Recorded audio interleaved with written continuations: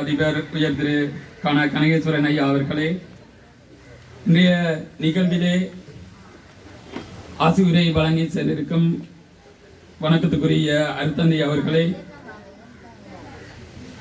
வடமாகாண மகளிர் விவகார அமைச்சினுடைய செயலாளர் வாய்சன் சார் அவர்களே, மற்றும் தொழில்துறை திணைக்களத்தினுடைய பணிப்பாளர் திருமதி வனஜா அம்மணி அவர்களே, மற்றும் எமது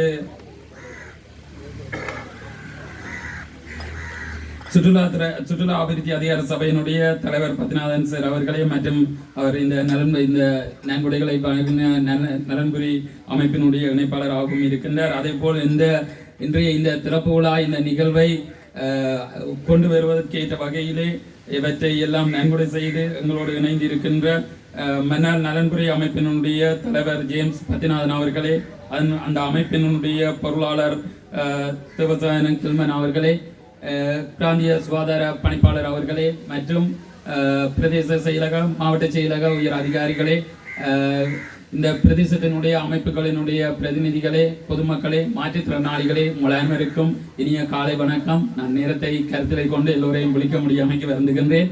ஏனெனில் இன்று நான் நினைக்கிறேன் மன்னர் இந்த நலன்புரி அமைப்பு ஐக்கியராஜ்யம் அமைப்பினுடைய எமது மாவட்டத்திலே பல மாற்றுத்திறனாளிகள் அமைப்புக்கான திறப்பு நிகழ்வுகள் இடம்பெற இருக்கின்றது. அதிலே தொடர்ச்சியாக கலந்து கொள்ள வேண்டிய தேவைப்பாடு இருக்கிறபடியால் சுருக்கமாக என்னுடைய உரையை நிகழ்த்தலாம் என நினைக்கின்றேன்.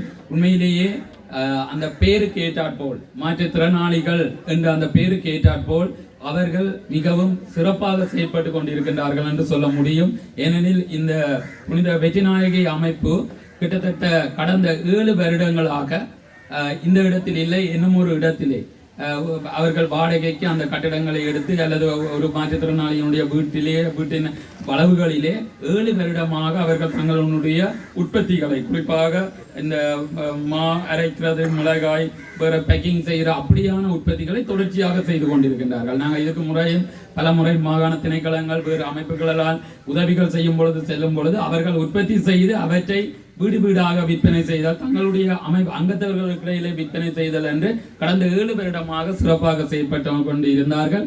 தற்பொழுது உண்மையிலே அவர்களுக்கு தற்பொழுது இருக்கின்ற இந்த பொருளாதார நெருக்கடி, இந்த சூழ்நிலையிலே உதவிகளை செய்து இவ்வாறு ஒரு வலுவூட்டம் செய்வதற்கு பெரிய அளவிலே எங்களால் முடியாத இருக்கின்ற இந்த சந்தர்ப்பத்திலே நலன்புரிகள் அமைப்பு ஐக்கிய ராஜ்யம் பெரியதொரு பாய்ச்சலை செய்திருக்கின்றார்கள் என்றுதான் நான் சொல்ல வேண்டும். கிட்டத்தட்ட எங்களுடைய பிரதேச செயலக சமூக சேவை உத்தியோகத்தர் இந்த அமைப்புடன் இணைந்து ஒரு செயற்திட்ட முன்மொழிவை கொடுத்த பொழுது கிட்டத்தட்ட இதுவரையில் அவர்கள் நான் நினைக்கின்றேன் 53 லட்சத்துக்கு மேற்பட்ட நிதியை எமக்கு விடுவித்து இருக்கின்றார்கள். அரசாங்க அதிபருக்கு ஊடாக எங்களுக்கு நேரடியாக விடுவித்து இருக்கின்றார்கள். நான் நினைக்கின்றேன் ஒரு 5 லட்சம் 10 லட்சம் காசு எடுக்கிறதே பெரிய நெருக்கடியாக இருக்கும், பல்வேறு ப்ரொசீஜர்களாக இருக்கும்.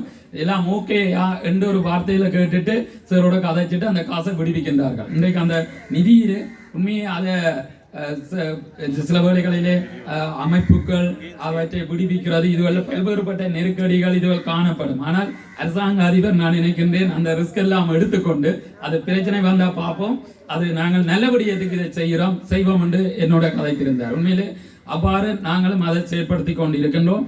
அந்த அமைப்பும் உண்மையில் அதுக்கு ஏற்ற வகையில் நான் அவர்களுக்கும் அமைப்புக்கும் கூப்பிட்டு சொல்லியிருந்தேன், அங்கே இருந்து இவ்வளவு காசை விடுவிக்கின்றார்கள், இதை சரியாக நாங்கள் பயன்படுத்த வேண்டும். ஏனென்றால் எங்களுக்கு கடந்த காலங்களில் சில எக்ஸ்பீரியன்ஸ் இருக்கு, இவ்வாறு வார காசுகளை சரியாக பயன்படுத்தாத தன்மைகள். ஆகவே நானும் எமது பிரதேச உத்தியோகர்களும் இதில் கூடுதலாக அந்த அமைப்போட இந்த நிதியை சரியாக செலவிட வேண்டும் என்று இருந்தோம்.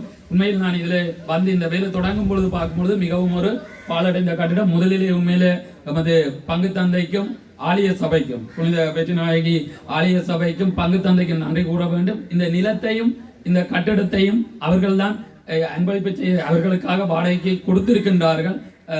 இதை கொடுத்தபடியாக தான் நாங்கள் இதை முன்கொண்டு செல்லக்கூடிய இருக்கு. அவர்களுக்கு நன்றி கூறுவதோடு நான் நினைக்கின்றேன் இந்த கட்டிடங்கள் இதுவரை கிட்டத்தட்ட அந்த நிதியிலே 18,47,000 ரூபாய் பெறுமதியிலே புனரமைப்பு செய்திருக்கின்றார்கள்.